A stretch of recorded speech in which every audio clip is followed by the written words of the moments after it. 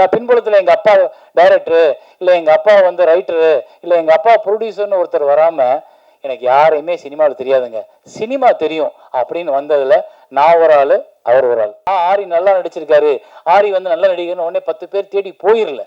அப்போ நமக்கு ஒரு தளர்ச்சியும், நமக்கு ஒரு தோல்வியை பற்றிய பயமும், நமக்கு வந்து ஒரு எதிர்காலம் பற்றிய பயமும் வரும். நாங்கள் மனசாட்சி அடகு வச்சுட்டு ஒரு தயாரிப்பாளர் தெரிஞ்சே ஒரு குழிக்குள்ளே கொண்டு போய் தள்ளுறோமா அப்படின்னா ஆமாம்.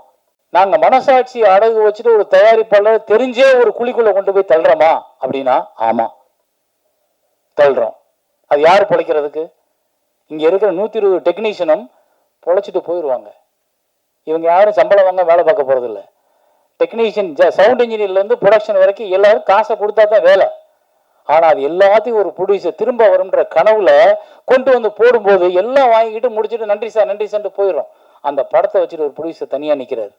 இதை எங்கே கொண்டு ரிலீஸ் பண்ணுறது? எத்தனை ஷோ கொடுப்பாங்க? எத்தனை தியேட்டர் கொடுப்பாங்க? எப்போ சொல்லுவாங்க ஷோ இதுன்னு? என்னமே தெரியாது.